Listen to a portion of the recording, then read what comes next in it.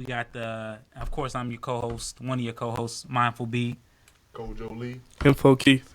And we got the metaphysical medicine man himself, Doctah B Sirius, coming live by way of satellite from Atlanta, Georgia. And we were just getting into, so the whole topic of today is really breaking down what love is, and as it relates to how we love ourselves through food, and there's a whole host of things that Morphogenic fields.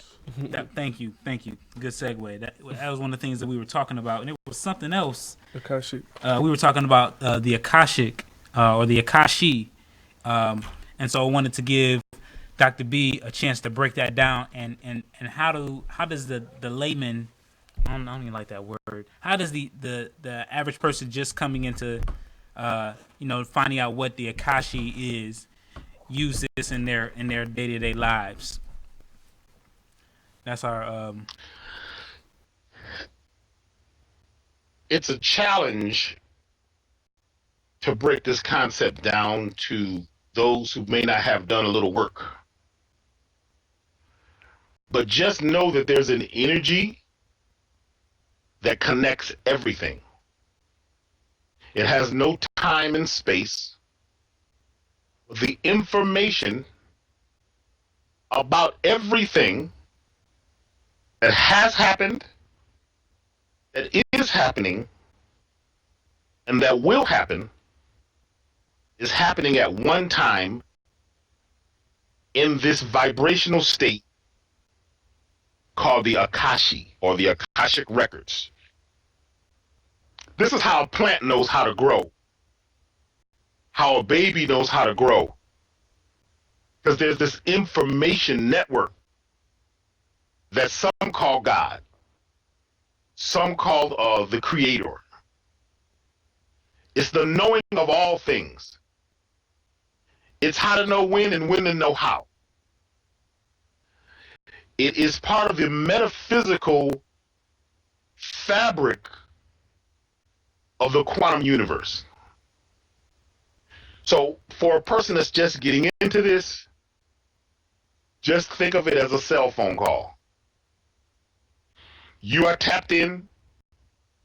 Everything you text, everything you say and think is being sent across the Akashic records.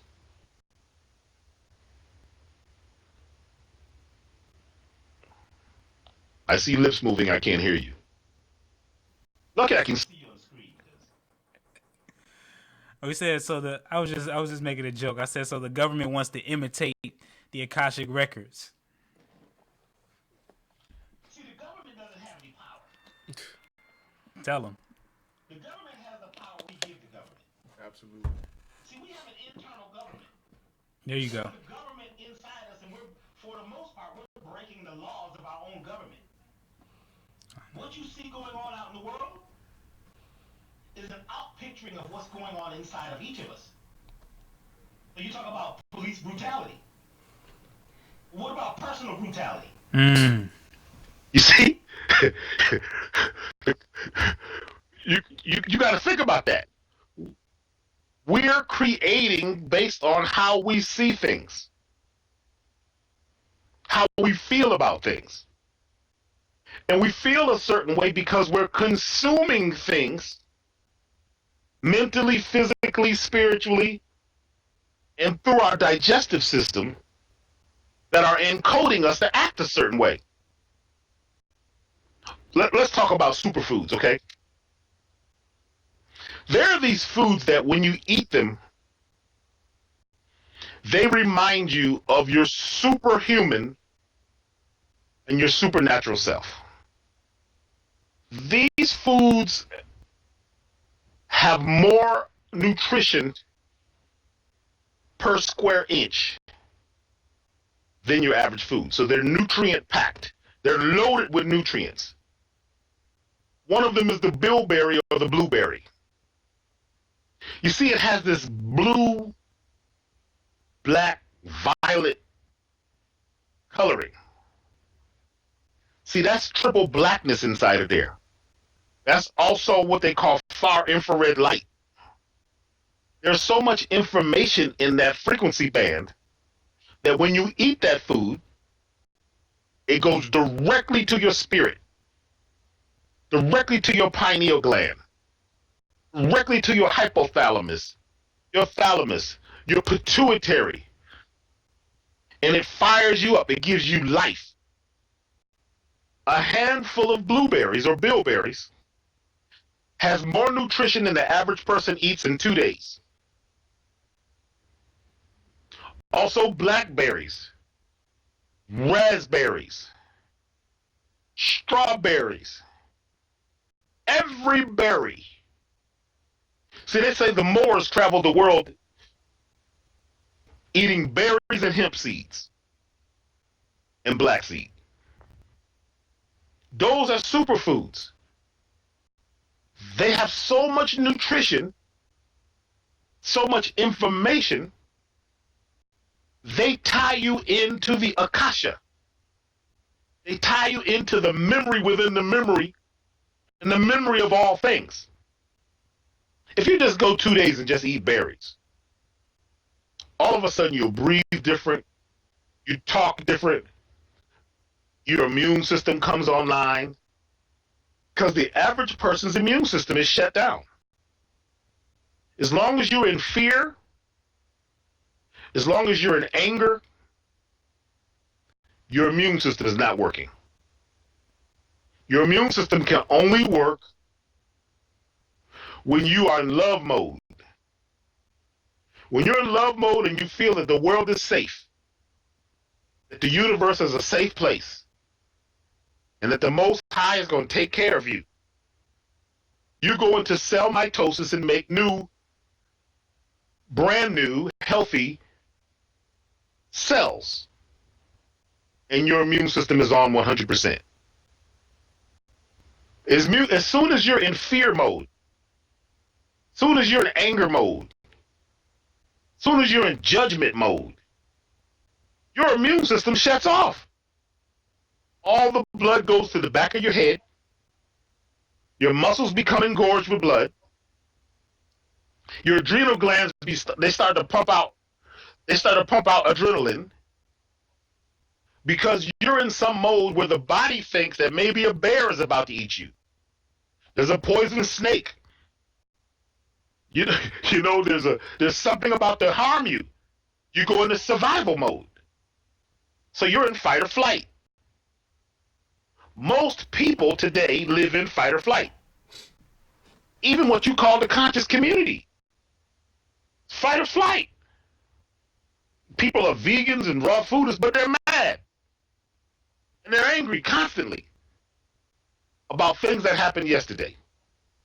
I'm not saying we should forget, but we have to figure out how to live in a place of love, peace, and harmony.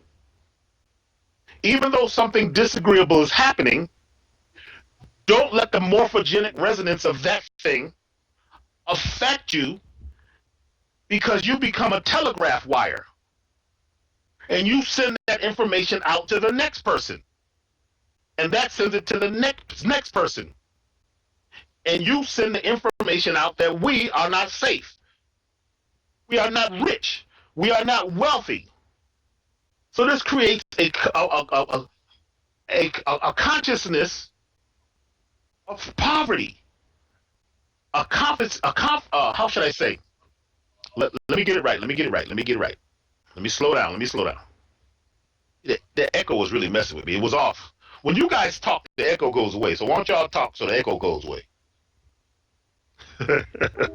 So when we are in a place of creating love, like an artist is creating a beautiful piece,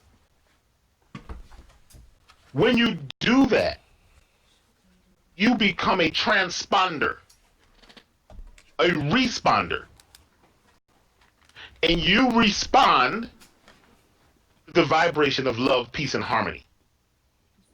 Now, I'm not saying we could just walk around all day, oh boy, everything's so beautiful.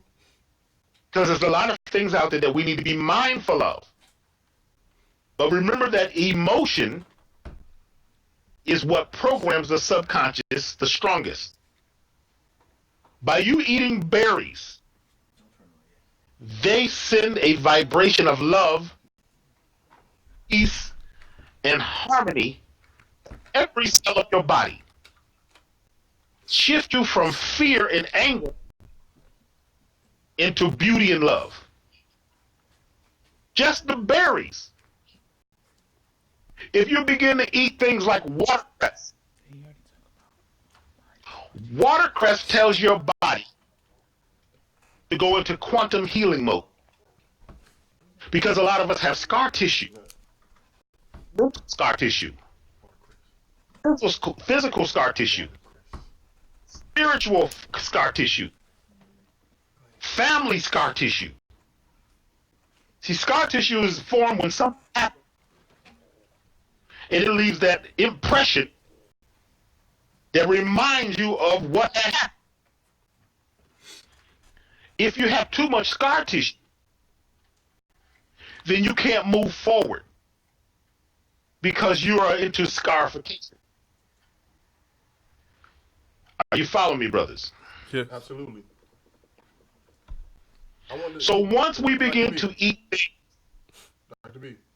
that actually reduce scar tissue, like mustard greens, or mustard seeds, hemp seeds, chia seeds, foods like that, It's not doing nothing. He can't. they go deep into the core of us. And they give the message to our cells of love, peace, and harmony. What you eat, you become. What you say, you become. What you think, you become. It's all about nutrition. Eating your thoughts, eating your words, devouring the words, thoughts, and experiences of others. So a lot of times we're not on our own. We're not alone. Hey, Dr. B, I like this. We can't. Dr. B. I'm listening. Yeah, I like to tell a quick story. This weekend, as I was expressing earlier, I had an opportunity to have a divine experience, and during this experience, we did a sweat lodge, and at the sweat lodge, it was at least about 18 of us, I would estimate, and they had recently just built the sweat lodge, and so it was very efficient, and it was very hot, and part of the experience was to enjoy it, no matter how hot it got, to control our thoughts and to focus on our intentions, and to not share that type of energy with the community, because again, as I embrace the heat and I reflect on the healing that it is, those around me will also, and it's a collective. When it was all over, it was about almost an hour and a half to 2 hour sweat lodge. When it was all said and done, it was nothing but love and peace and harmony that the whole group was a part of, because we all collectively decided that there was nothing wrong with the extreme heat we were going through. And it's just an example of again, as you said, a person may go through something on Monday and it may be a painful experience, but on Tuesday we have the choice, the conscious choice, how we relate to what we experience, and then with that we can use that information so that on Wednesday, if something happens, even as it's happening, we can choose in the moment to embrace it and do whatever it is that needs to be done versus respond to it out of fear or anger. So just a short story I like to share to express what I've gone through and reflect on how it can apply to anybody's life. You know, a warrior doesn't fight all the time. Not shade. In fact, the best warriors are great lovers. They spend 90% of their time in love mode. So that when it's time to fight, when it's time to protect yourself and stand up for something, you have concentrated energy. Because you should be fighting so you could get back to love again. That's it. That's the only time you need to fight. to survive. But we have been taught by the warriors, the lost tribe. See, we're listening, we keep talking about the lost tribe. We're not the lost tribe. Lost tribe is the ones that got sent out. It came over here and took over. It said this land was theirs.